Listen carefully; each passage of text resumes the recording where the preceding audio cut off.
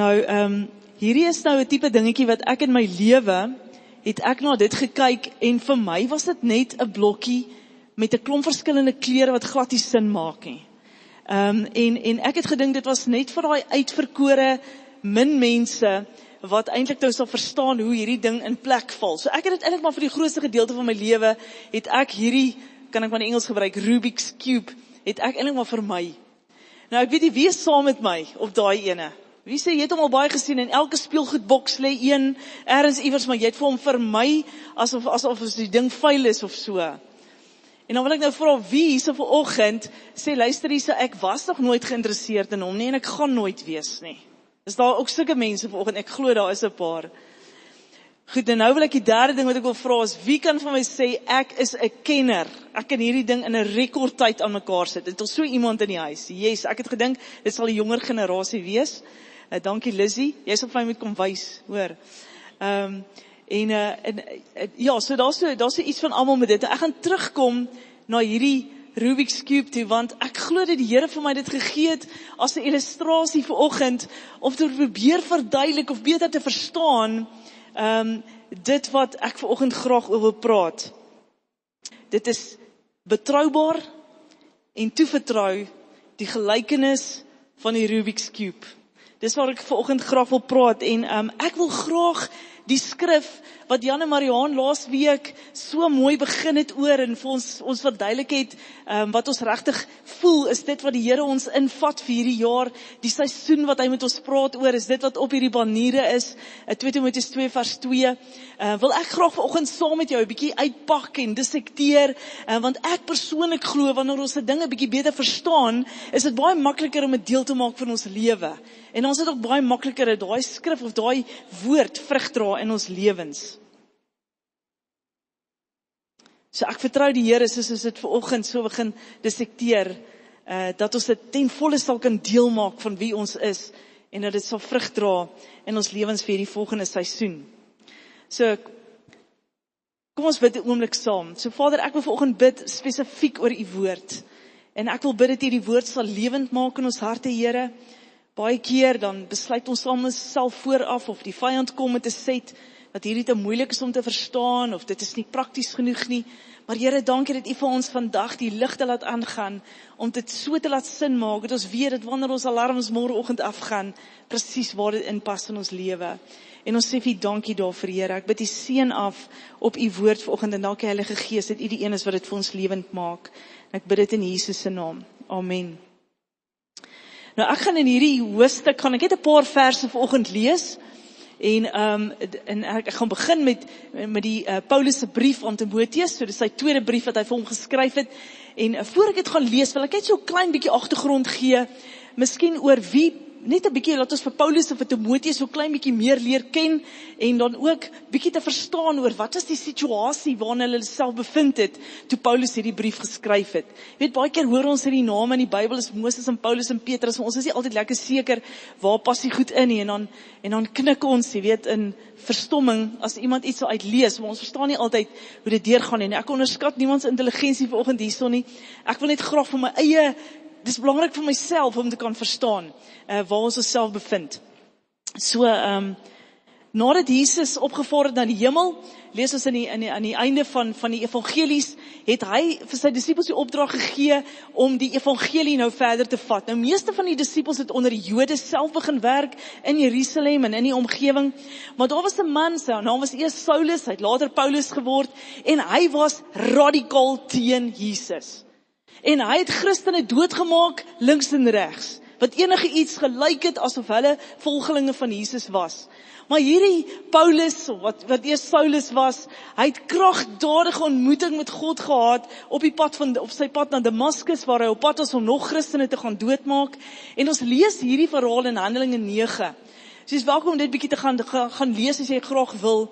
En hierso in hierdie oomblik wat hy hierdie wonderlike ervaring met Jesus Christus het, word hy kragtadig weergebore, en daai energie wat hy teen God ingesit het, gaan nou vir God.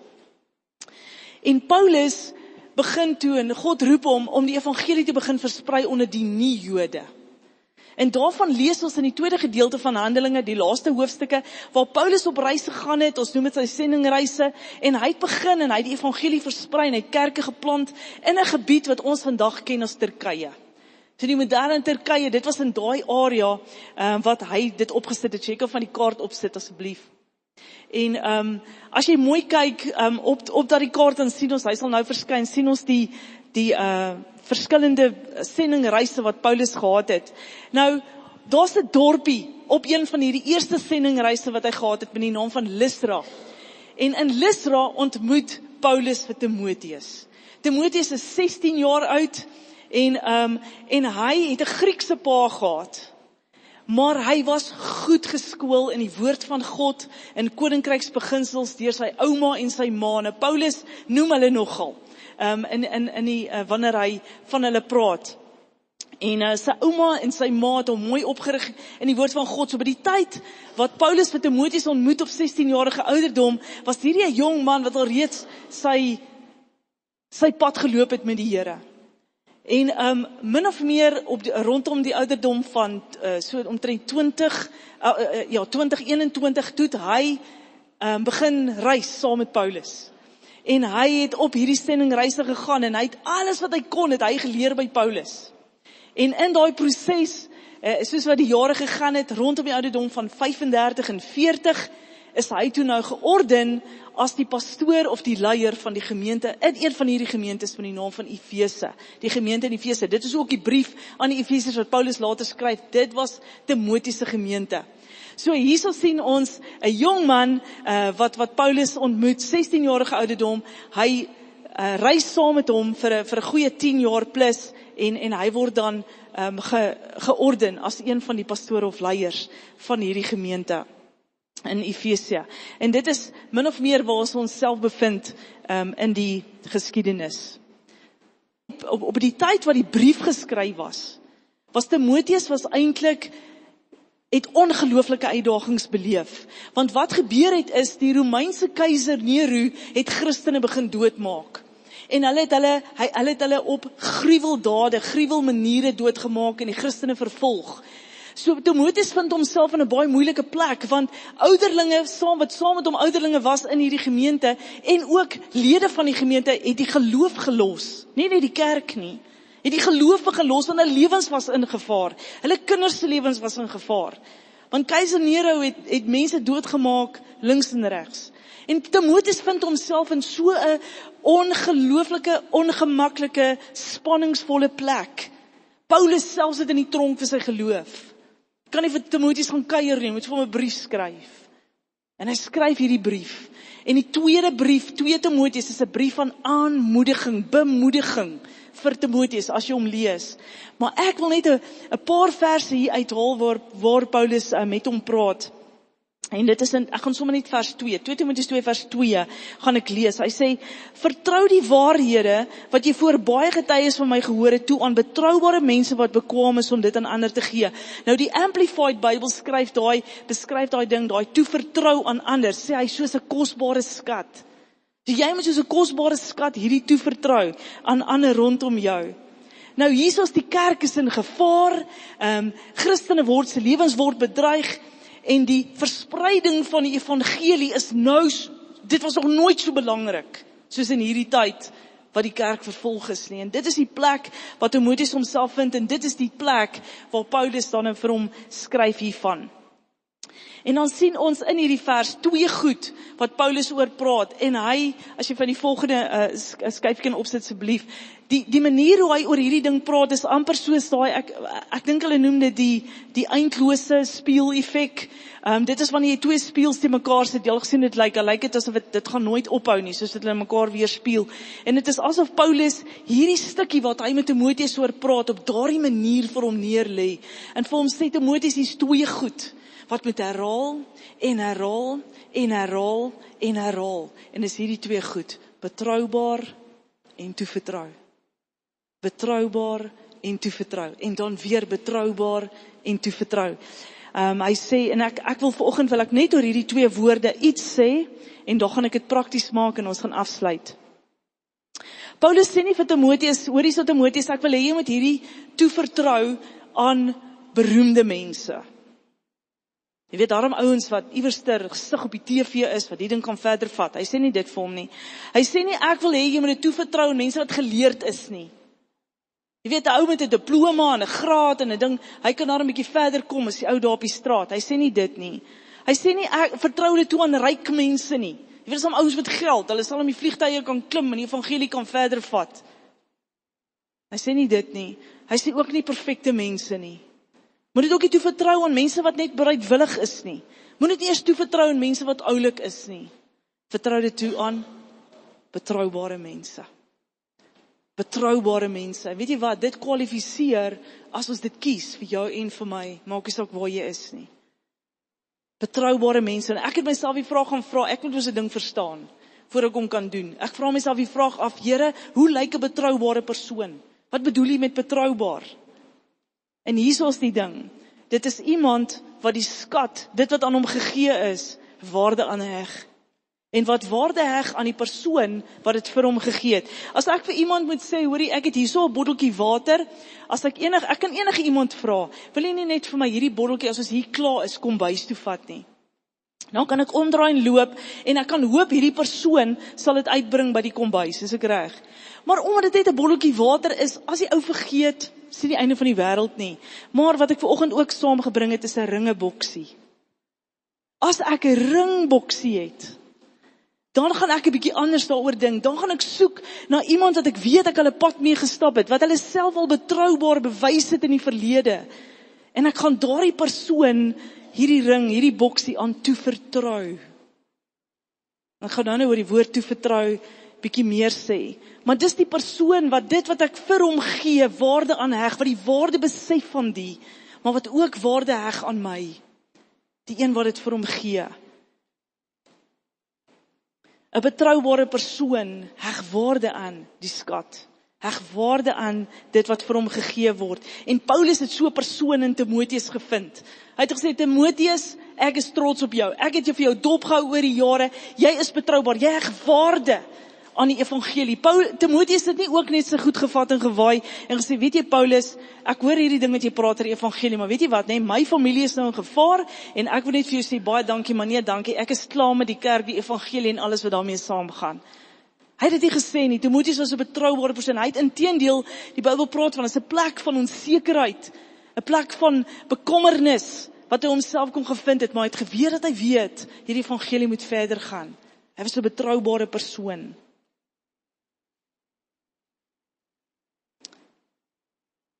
En as ek vanoggend praat oor die evangelie, dan praat ek oor God se woord, dit wat Christus vir ons gedoen het aan die kruis, en die implikasie van elkeen van daardie goed, vir ons lewe hierso op aarde, en vir die lewe hierna. Ek praat, as ek vanoggend praat oor die goeie nuus, of ek praat oor hierdie skat, wat ek vanoggend oor praat, dan praat ek oor elke belofte, elke stukkie vreugde en lewe, wat God deur die versoeningswerk van Christus aan die kruis vir ons bewerkstellig het, en ek praat van elke koninkryksbeginsel, ek praat van elke woord van God. So ek wil dit net daar sit. So wanneer ek verwys na die skat, dan is dit hierdie, daai versoeningswerk wat Christus vir ons gedoen het. Timoteus was betroubaar en hy het die evangelie verder gevat. Hy het geweet, Paulus het geweet, dat die kerk van die toekoms, dit waarin ek en jy gaan deel wees, was afhanklik van of Timoteus en mense soos hy betroubaar was. Ek stel myself voor, wat is hulle almal opgegee het? Hoe lank sou dit gevat het vir ons om 'n goeie nuus te kon hoor? Die kerk van die toekoms was afhanklik van Petrus en Paulus, Timoteus, mense soos hulle, om die evangelie verder te vat. So om betroubaar te wees. Die tweede woord is om toe te vertrou. So betroubaar, toevertrou. Spieeleffek.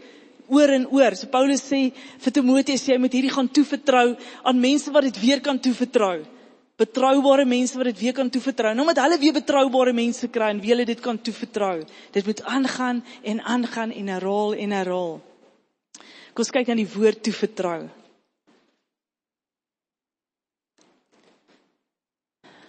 Jy weet hoe ek dink oor hierdie woord toevertrou, dit dink ek, dis iets anders as gee.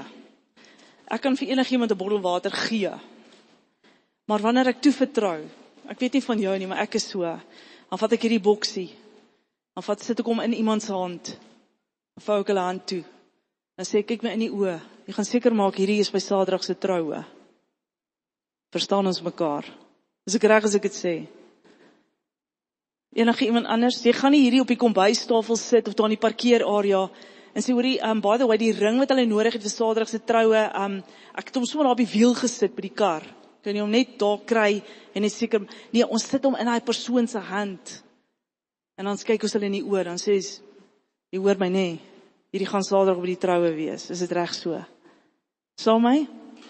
Dis toe vertrou, ek vertrou dit wat kosbaar is toe. En dis wat God vanoggend met ons doen, as hy praat oor sy evangelie, as hy praat oor goeie nuus, dan sê hy, ek gee dit nie net nie. Ek sit dit nie net daar op die kar se wiel of op die kombuistafel nie, ek sit dit in jou hand. En ek vou jou hand toe. En ek sê, vat hierdie. En maak seker, dit kom met die volgende persoon uit. Laasweek bid ek sê vir die Here, wat se illustrasie kan U my gee om vir die kinders te verduidelik, want ons wil graag met young disciples daaroor praat, ons chosen youth, ons praat met Lighthouse, ons kleintjies, ons wil graag met hulle hierdie konsep deel. En ek vra vir die Here, hoe gee my net 'n illustrasie? Hoe verduidelik ek vir hierdie kinders wat dit beteken om betroubaar te wees en toe te vertrou? Hoe verduidelik ek vir kinders die konsep van disippelskap? Hoe verduidelik ek dit vir hulle wat dit is om weergebore te word en dit wat God aan my toevertrou het verder te vat na iemand anders, dat dit nie vir hulle voel God gee vir hulle nog huiswerk, bo op die ander huiswerk wat hulle moet doen elke dag nie. Hoe verduidelik ek dit vir kinders dat hulle nie voel God verwag nog van hulle as wat al reeds van hulle verwag word nie? En die Here gee my hierdie idee, as jy gebruik die Rubik's Cube. En dan gaan dit verduidelik in hierdie sin wat die Here vir my gewys het. En terwyl ek dit bid, vra ek vir die Here en ek dink, okay goed, maar dan moet ek seker die ding leer. Want ek wil nou graag vir die kinders verduidelik. En weet julle wat, al hierdie jare in my lewe waar ek geen sin gehad het en geen nut gehad het en geen rede gehad het om te leer nie, het ek hierdie keer 'n rede, want ek wil graag vir ander kinders dit leer. Ek wil hulle leer hoe om hierdie ding in orde te kry. En dit word my motivering. En die Here sê vir my, weet jy wat, wanneer dit jou motivering raak, as daar iets groters is, as net jouself, vir hoekom jy 'n ding doen, dan begin jy goed eenkant sit. Ek het 'n paar goedjies eenkant gesit. My tee het koud geword hierdie week. Ek het die beste YouTube klip gaan soek. Ek het hierdie ding probeer leer. Nou kyk, ek is glad heeltemal ver van 'n kenner, maar ek begin daarom nou die ding op 'n manier reg kry. Daarom al so 2 lae, wat ek al begin reg kry as ek hom bou. Maar in die proses begin God met my praat. En hy sê vir my, kyk gou wat leer jy? En hier sit ek geleer het, en ek wil dit sommer net so gou so vinnig lees. Ek het geleer dat daar bewegings is wat jy die ding moet opvat en afvat. Dan moet jy links draai, dan moet jy regs draai. Dan moet jy die ding flip. Ek het akronieme en woorde geleer soos ABC en vir die wat nou ken sal weet, en Daisy. Ek leer hierdie goed. En ek kom agter, dis nogal 'n proses. Dis nogal 'n ding om die ding aan mekaar te kry. Jy kyk nie vir hom en dan is hy net daar nie. Dit is nogal 'n proses. Maar stadig maar seker, soos ek die stappe begin volg het, die kleure by mekaar begin kom. Dit was nie meer dat jy mekaar spil nie. En die Here praat my in hierdie tyd, en hy sê vir my, Louise, as jy die evangelie, as jy koninkryksbeginsels in jou lewe, as jy waarde heg daaraan, maar nie net waarde heg nie, as jy dit wil ken, sodat jy dit kan oordra aan 'n volgende persoon, weet jy wat, dan raak jou tee koud. Jy sit 'n paar goedjies eenkant, sodat jy kan tyd maak om te leer, wat dit is wat my woord sê. Jy leer om op te gaan in lofprysing. Dan leer jy wie om af te gaan op jou knie in gebed. Dan draai jy regs na wat dit is om wys te wees en wat dit is om goed te wees aan ander. Dan draai jy links of weg van sonde en dit wat jou lewe vernietig. Die Here sê jy sal akronieme en frases ontwikkel om te onthou wat is my besigheidsbeginsels en wat ek sê oor geld in die woord. Jy sal frases en akronieme en afkortings vir jouself vasmaak om te onthou wat sê God oor huwelik, wat sê God oor 'n gesonde lewenstyl. Jy sal al hierdie moeite doen om te kan leer wat sê my woord oor die belangrikheid van diensbaarheid. Hoekom 'n mens deel moet wees van 'n geestelike familie. Jou tee sal koud word, Want jy sal tyd en moeite maak om hierdie te verstaan, want jy doen dit nie meer vir jouself nie. Jy doen dit vir die volgende persoon aan wie jy dit moet oordra.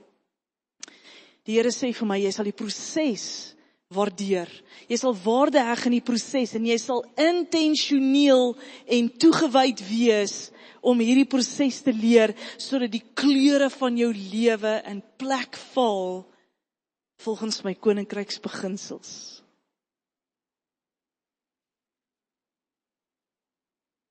So ek het die Here lekker Rubik's Cube gespeel die week.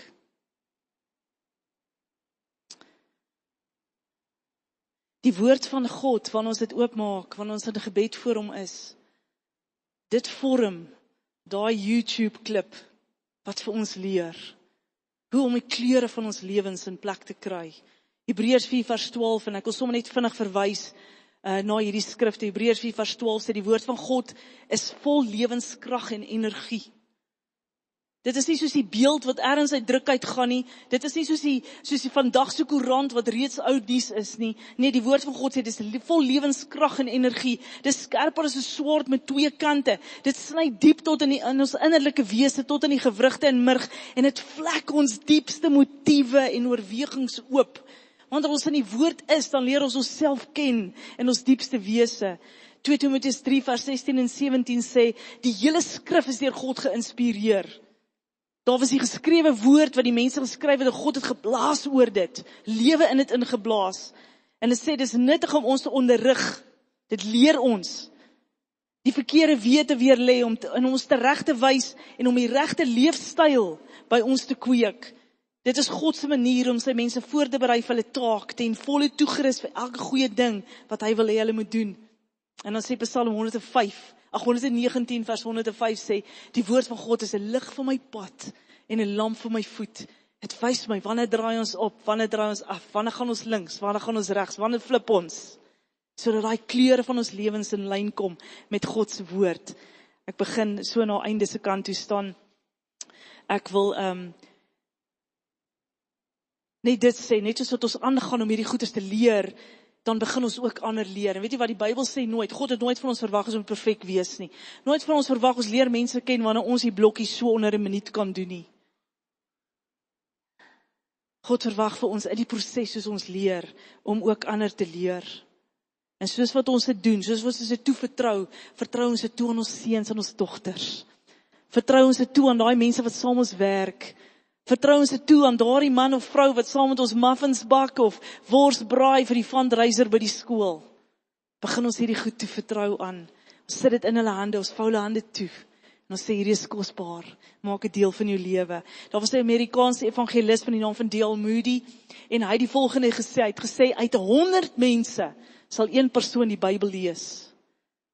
Die ander 99 gaan die Christen lees, want daai ou lees wat die Bybel gelees het. Out of 100 people, one person will read the Bible, the other 99 will read the Christian.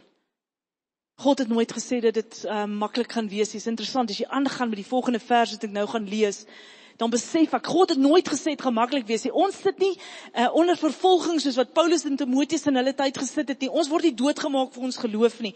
Ons vervolging is baie meer subtiel. Baie meer subtiel.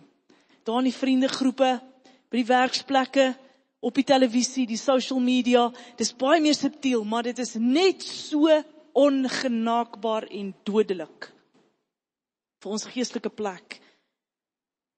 En dan sê Paulus, saam met dit wil hy ons aanmoedig, want in hierdie proses, soos wat ons leer, soos wat ons self leer, soos wat ons iemand anders probeer leer, kom ons agter dat ons werk met mense wat nie perfek is nie, mense wat seer het, en dit maak dit nie so lekker nie.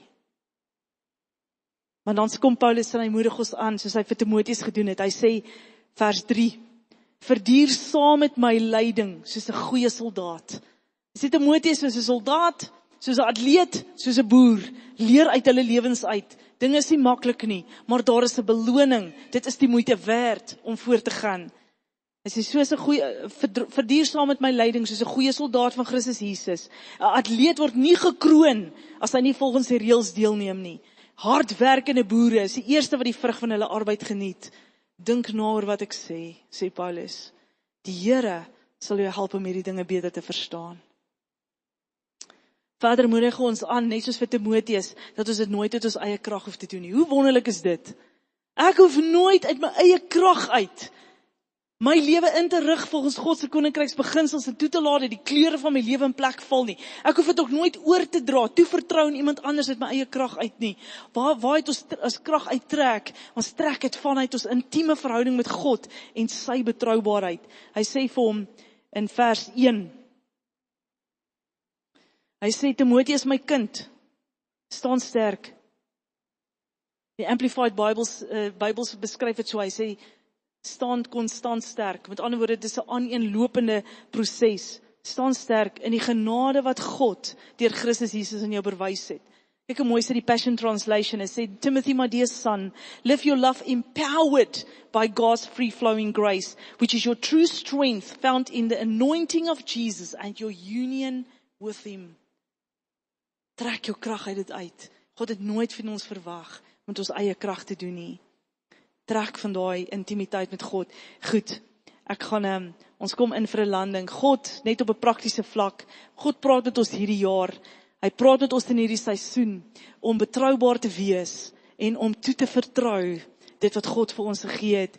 En terwyl ek hierdie voorberei, wys die Here vir my, hy sê wanneer jy waarde heg aan iets, maak jy tyd daarvoor en jy's intentioneel in die hoeveelheid aandag wat jy daaraan gee en die plek wat jy dit gee in jou lewe. En wat ek vanoggend wil vra vir ons as 'n gemeente, kan ons hierdie jaar ingaan, intentioneel wees, om plek en tyd te maak vir die woord, vir gebed, vir geestelike byeenkomste, geestelike familie, sodat ons saam kan groei in dit, om die kleure van ons lewens in lyn te kry met God se woord en dit ook oor te dra aan ander. Wanneer ons in daai plek is wat ons waarde heg hieraan, met ander woorde, ons staan nie net op, gaan werk toe, gaan sport toe, doen wat ons moet doen en gaan slaap nie, maar wanneer ons waarde heg aan om te sê, Here, wat is dit wat U vandag in en deur my wil doen? Daai woord, soos die Engels sê, die sweet spot, die perfekte plek waar ons ontdek, dit is waar die sukses van die lewe in lê. Dis waar die vreugde van die lewe in lê. Dis waar ons lewens sin maak, dis waar dit waarde het en dis waar die lewe lekker maak. Dis in daai plek wanneer ons is waar God ons roep om te wees. Daar's mense daar buite en dit mag jou insluit vanoggend hierso.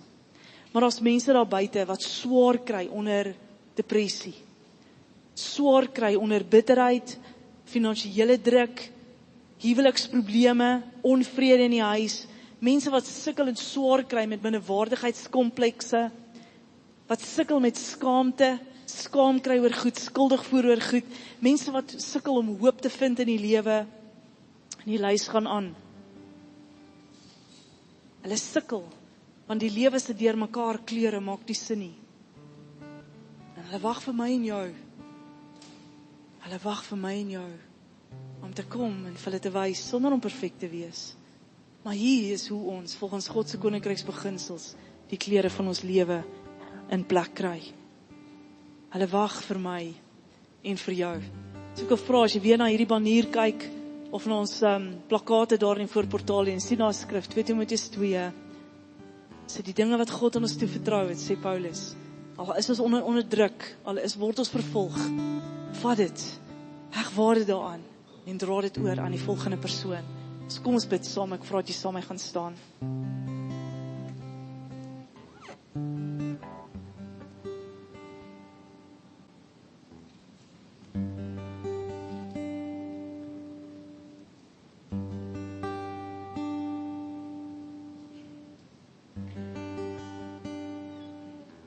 As jy vanoggend saam met my sê, Here, ek wil weer waarde heg aan U. Ek wil weer waarde heg aan dit waaraan U waarde heg. Ek wil koninkryksbeginsels deel maak van my daaglikse lewe, maar nie net dit nie. Ek wil intentioneel wees in hoe ek toevertrou aan ander. Ek glo en ek hoop dat elke hand in hierdie auditorium vanoggend sal opgaan. Maar as dit jy is, steek jou hand op saam met my vanoggend, sê Here, help ons. As dit jy is vanoggend, sê ek wil groei in dit. Here, en ek wil vanoggend bid. Ons kan nie dit doen in ons eie krag nie. U ken ons harte, Here. U weet ons sou nie vanoggend hier gesit het as dit nie vir ons krities belangrik was om in die voetspore te wandel nie. As dit nie vir ons krities belangrik was, openbaring te hê, Here, van dit wat U vir ons gedoen het aan die kruis, aan die liefde vir ons nie. Here, en daarom wil ek vanoggend vra, dat U ons sal help deur die Heilige Gees, dat ons krag sal trek daagliks, uit die betekenis van dit wat U vir ons gedoen het aan die kruis, en dat ons voluit kan hardloop. Help ons, Here, wys ons, sit ons iemand op ons pad in hierdie week, of dit 'n 3-jarige dogtertjie is, of dit 'n kollega is, wat miskien iemand is, wie se voete ons masseer in hierdie week. Ek wil vra, Here, dat U vir ons iemand op ons pad sal sit, met wie ons dalk net iets kan oorgesels, oor wat God sê oor geld, of oor verhoudings, of oor vergifnis, of oor hoop. Help ons om toe te vertrou, Here, dit aan die mense rondom ons, en ons sê vir U dankie daarvoor. Ons bid dit in Jesus se naam. Amen.